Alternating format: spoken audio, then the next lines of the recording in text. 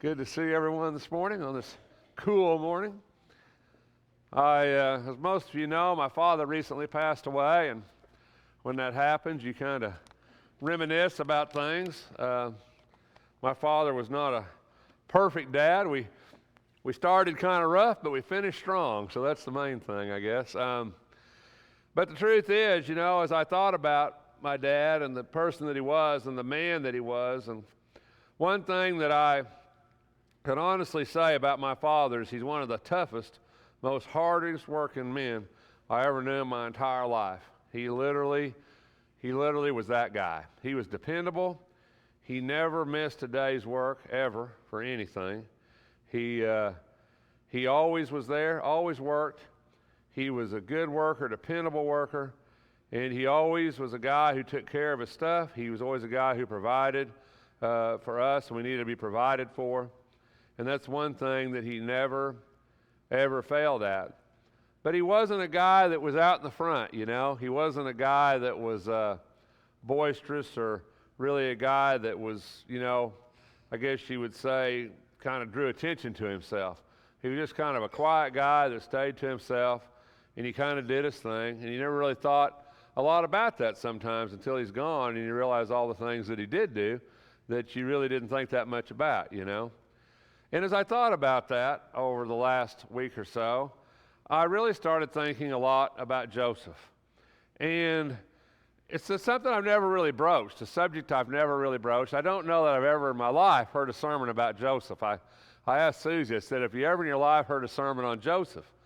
And she said, no, she never had. We talk about Mary a lot, and we talk about Jesus a lot, and we talk about even Jesus' brothers quite a bit. But the truth is Joseph is one of those guys in the Bible that just kind of gets glossed over, doesn't he? We hear about him a little bit at Christmas time, right? Joseph took Mary. But other than that, we really don't think much about him.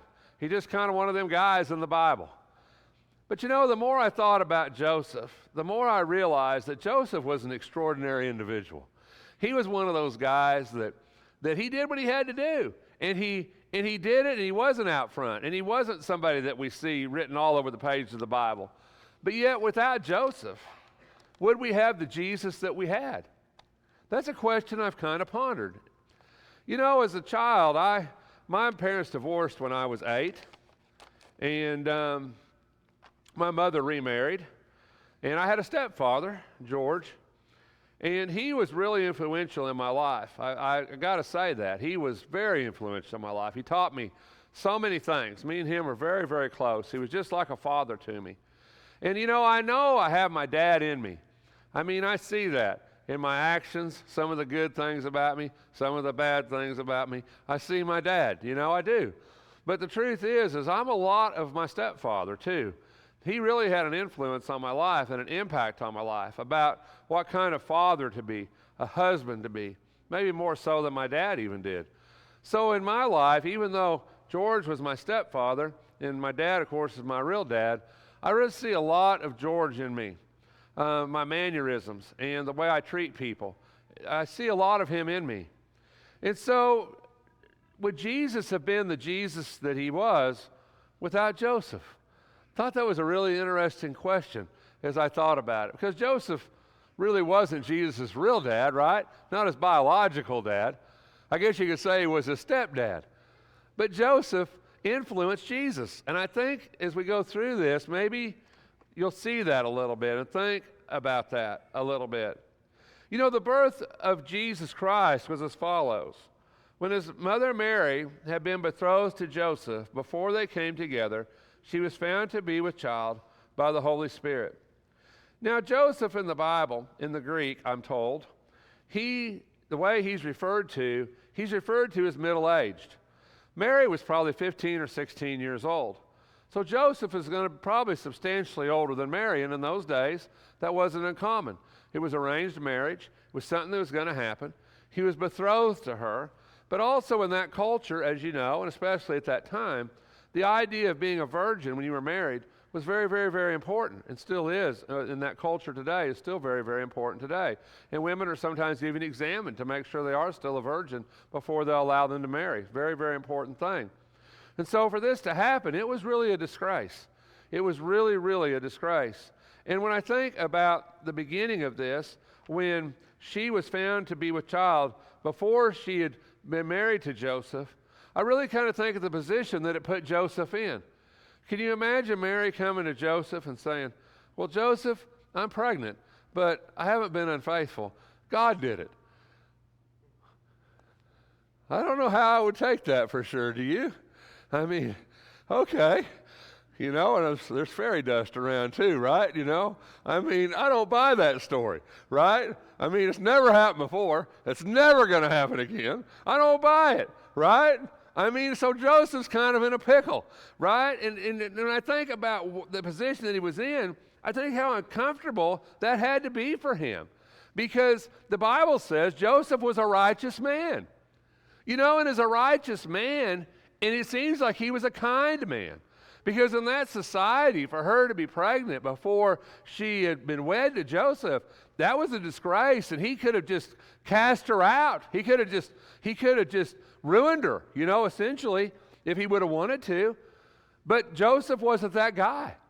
And you know, so many times, I think we miss that with him. Joseph wasn't just righteous. Joseph was kind. Joseph said, it says in the Bible, it says he was a righteous man. He did not want to disgrace her. And I think that speaks to his nature, doesn't it? He didn't want to make her a disgrace. He didn't want to publicly denounce her. He didn't want to put this upon her. And so Joseph thought, well, I'll send her away secretly. You know, even early years ago here, and maybe still happens, sometimes when a young girl would get pregnant, a teenager would get pregnant because it was so socially unacceptable, even in this country, you know, several years ago, and I guess still is, but a lot of times families would send them to a relative or send them out of town, and they would just, where they didn't know, right? They would just send them away to have the baby so that people would never know that they had got pregnant out of wedlock or got pregnant as a teenager. They would just ship them away to a relative somewhere, and the baby would be born, and then either they would just stay there with the baby, or the baby would be given up for adoption, and they would come back home, and it would be like it never happened because they didn't want the disgrace on their family. And I think, and maybe that's what Joseph was thinking here. I will send her away secretly. In other words, I'm not going to tell anybody I'm not going to disgrace her. I'm not going to make her a public disgrace. And it would have kind of been a disgrace on Joseph too. I understand that. He says, I'm going to send her away so that she won't be disgraced. And so he was considering it. But the angel of the Lord appeared to him in a dream, saying, Joseph, son of David, not be afraid to take Mary as your wife, for the child who has been conceived in her is of the Holy Spirit. And I think, if I was Joseph, I would think, oh man, you know, now what am I going to do with this, right? Because now I'm going to be disgraced. Because nobody's going to believe that Mary got pregnant by God, and since she got pregnant before we were married, we're both in trouble now, right? We're both a disgrace. Because now it looks like something happened before we were married, and now we're both going to be disgraced. And I think that was a big thing to put on Joseph. And the more I thought about it, and I guess I'm kind of getting into my sermon a little bit, but I want you to keep this in your mind. I'm thinking God didn't just choose Mary. Right? God didn't just choose, and we think that, don't we? We think, well, God chose Mary. And boy, what a blessing it was that God chose Mary. And you know, why did God choose Mary? You know, I've always asked myself that question. Why did God choose Mary? Weren't there a lot of virgins in Israel? Couldn't he have chose a lot of different people to have borne the Messiah? Wouldn't they have been honored to have done that? Why did he choose Mary? And the more I thought about this the last week or so, I thought maybe he chose Mary because of Joseph. Maybe he didn't just choose Mary. Maybe he chose Joseph because he knew Joseph was a man who was going to be righteous and do what God wanted him to do. And I never had thought about that before in my life. And it just struck me. Because I thought, you know, he had to be the right guy. Didn't he? I mean, a lot of men wouldn't have done this, especially in that society, in that time. They wouldn't have done it. And yet Joseph did. And Joseph was going to take the shame and take the blame because it was going to be on him. It was going to be on her, and they were going to be looked down upon, and they were going to be ostracized, and they were going to be people were going to be critical against them. And I think it plays into the story, and I want to try to get through that. You shall bear a son, and you shall call his name Jesus, for he will save his people from their sins. Now, all this took place to fulfill what was spoken through the Lord through the prophet. The virgin will be a child, shall bear a son, that shall call his name Emmanuel, which translated means God with us. You know, not only did Joseph, I want you to think about, I'm a dad, right? And if you're a dad in this room, I want you to think about something for a minute.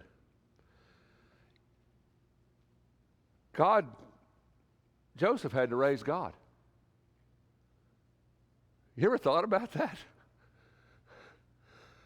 God said, Joseph, I'm going to let you raise my son. That's pretty big, I think. That's pretty big. When God looks at Joseph and says, you're going to raise my son. I would be like, no, I can't do that. I can't raise God. How can you raise God? What do you expect me to do? Can I spank him? Right? Can you spank God? I don't know. I don't know how that works. If I spank God, is lightning going to come down from heaven and strike me dead because I hit God? I don't know. Right? How does this work? You know, do you put God in timeout? You know, set a timeout, right? I don't know, right? Do you ground God? You're grounded, right? You can't go out with your friends. God, I'm sorry, but you got to stay home, right? I mean, that's a big thing to say. And yet Joseph says, and God says, I'm going to give you my son to raise. And I'm like, how big would that be? Right? How big would that be? And so it happens. And so Jesus comes, and Jesus awoke from his sleep after the angel. And listen, he did as the angel of the Lord commanded him. And he took Mary as his wife, but kept her a virgin until she gave birth to his son. And he called his name Jesus. Joseph was a good guy, wasn't he? He was a righteous guy. He was an upright guy. He was a kind man. But Joseph was in a pickle. He really was. Number one, he's a carpenter in Nazareth, little town. He goes back to Nazareth. What happens? They ain't going to use him. They're not going to want him to work on their stuff. Because listen, this has happened. He had a child out of wedlock. This is a big thing in Jewish society. Huge thing. Right? They're going to be looked down upon. It might be hard for him to get a place to live. It might be hard. And yet he's got to do this. And at the same time, he's got to raise this child, and he's got to provide for this child. And so I think it leads us to the next part of the story. It always kind of surprised me because, you know, when Jesus was born, they didn't go back to Nazareth. They stayed in little bitty Bethlehem. After coming into the house, this is where the wise men come. I know I'm jumping around a little here, but I know y'all know the Christmas stories. You can stay with me. So in Matthew, this is after the wise men came, which Jesus could have been up to 2 years old by the time the wise men actually came. And so at the time the wise men came, Jesus could have been about 2 years. And I think there's something else here too, but I'm going to talk about that in a minute. He said, after coming to the house, I saw the child with Mary the mother. After coming into the house, remember, Jesus was born in a manger in Bethlehem, right? He was born in a manger. But now 2 years have passed. And the reason we know that is because Herod killed all the babies from the time the star first appeared, and he killed all the children 2 years and younger, right? So it's been 2 years probably. So Jesus is a 2-year-old now, about the age of Lauren, right? About the age of Lauren. He's a 2-year-old. And he's in the wise men come and they give him these gifts, and it lets us know that something happened. And I think this is something I really thought about with Joseph. And so he stays in Bethlehem. Because in Bethlehem, they don't know what's going on. They don't know them. They don't know Mary and Joseph. So he goes and stays in Bethlehem, and he's able to have a house there and have a life there. But I think there's something else that's really important here. And one reason God chose Joseph is because Joseph's a carpenter. right? And in that word in the Greek, it means an artisan, more or less, somebody who's able to build or sculpt things. And it can either be with stone or it can be with wood. We really don't know. But he was a carpenter by trade. You know, when I became a mechanic, one thing they always said is they said, you know, there's one thing about being a mechanic. Anywhere in the world you go, even if you can't speak the language and you don't know anybody, if you're a mechanic, you can go to work. And that's true. Caterpillar's caterpillar. Even in the midst of Afghanistan, a caterpillar's still a caterpillar, right? It doesn't matter where you go, you can always make a living. And that's true. But you know, it's the same way with a carpenter, isn't it? When God chose Joseph, Joseph was a carpenter. And that carpenter could make a living wherever he went. He was able to provide for Jesus and give him income and have a house and give them support, even when he was in a different town or a different place, because he had a trade. And because he had a trade, he could work with his hands. He could do this thing. He could do what he did. My father always worked with his hands. I've always worked with my hands. And there's no shame in that. And because you can always work. If you can work with your hands, you can always make a living. And that's exactly what Joseph did. But I think there's something else really neat here. I just want to throw it in real quick. And that's that they're going to ask him to go to Egypt because Herod's going to kill all the children. You all know the story. But I think it's interesting here. The wise men come and they give them the means to go to Egypt. You know, we often think about the gifts, don't we? The gold, the frankincense, and the myrrh, and think, whatever happened to those? Right? Well, I think that's how they got to Egypt. I think when the wise men came with the gold and the frankincense and the myrrh, God gave them exactly the funds they needed to support their trip away.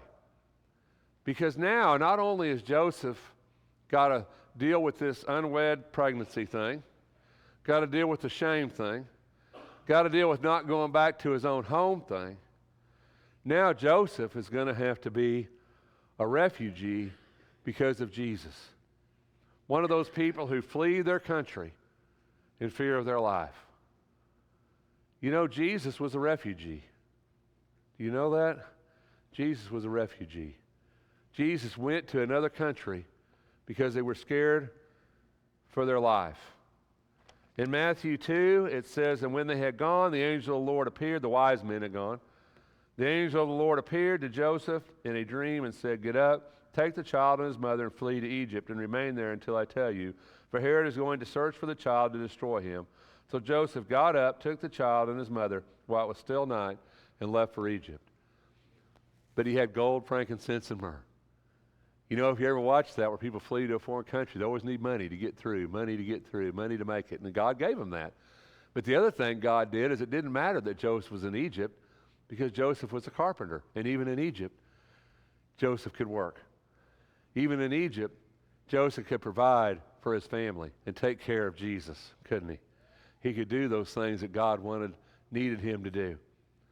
You know, the more I look at the story, the more I think just as much as God chose Mary, God chose Joseph.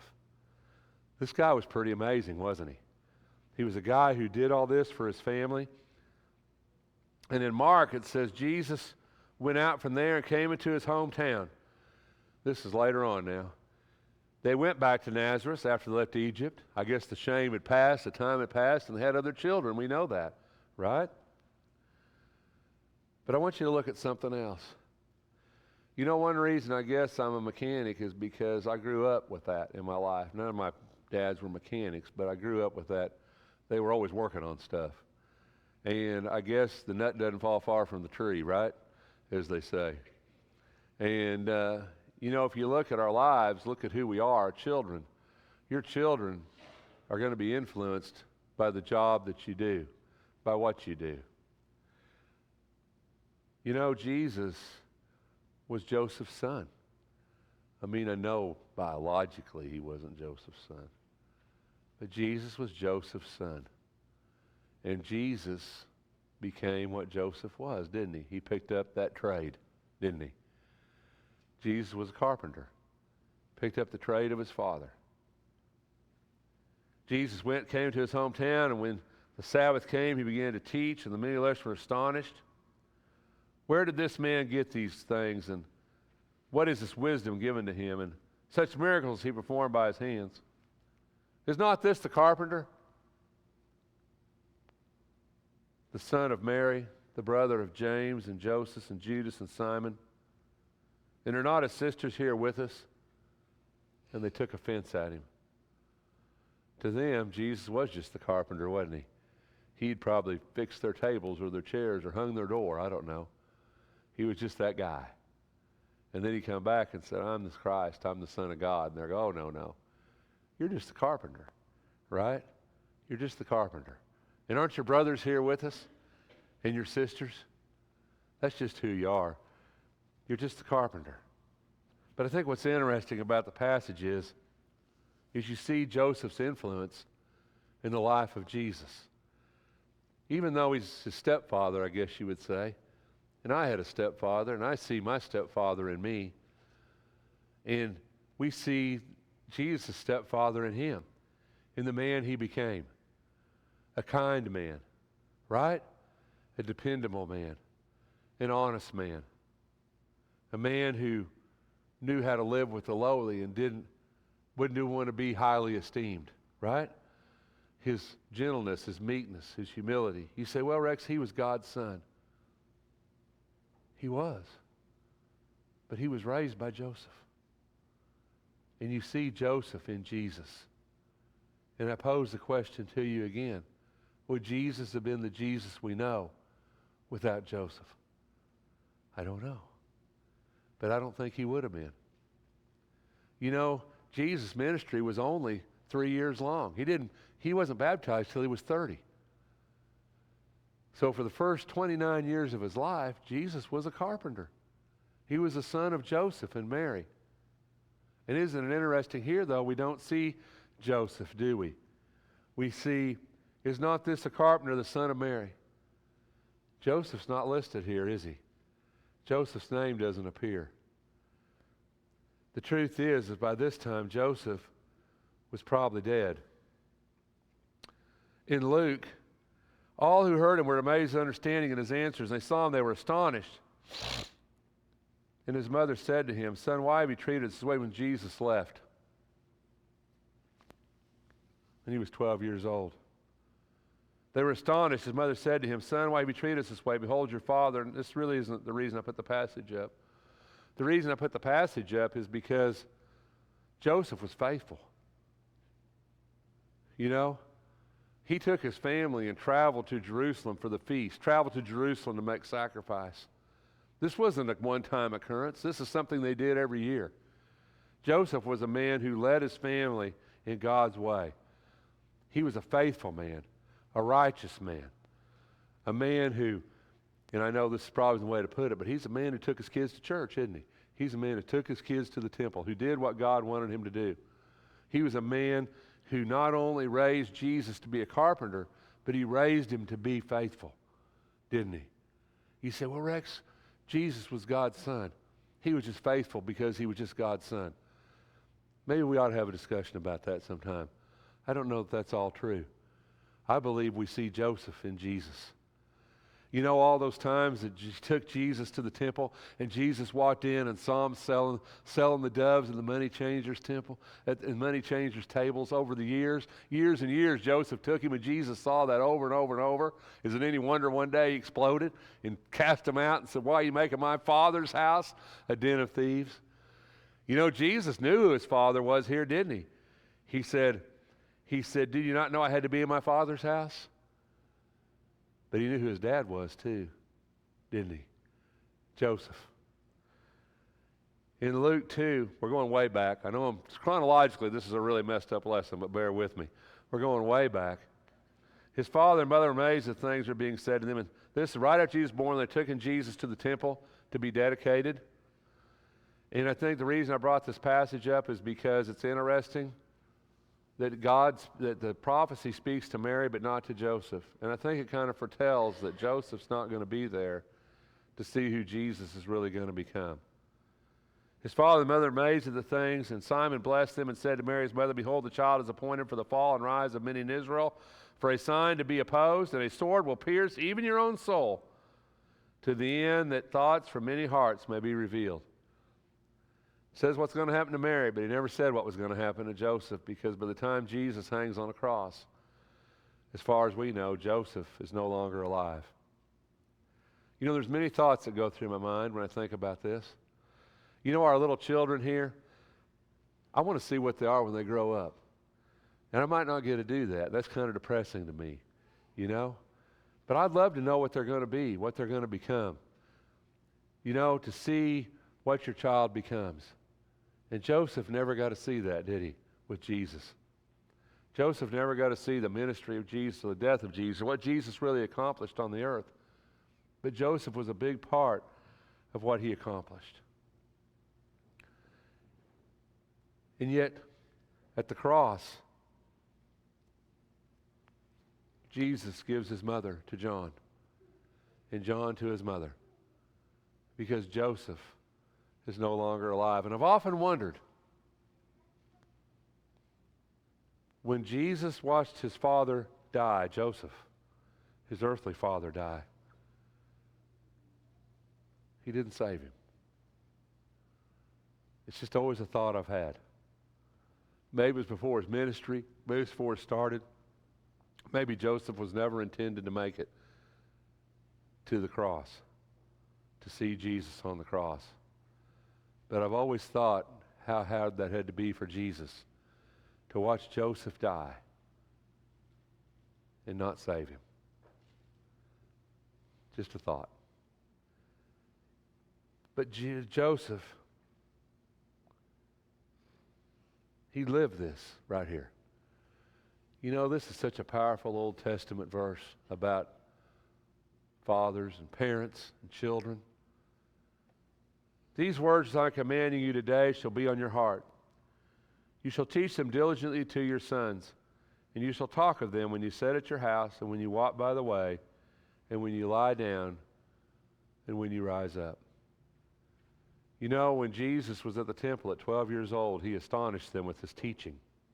And there's always been a lot of debate about that. Was that miraculous? Was that Holy Spirit? Or was it Joseph?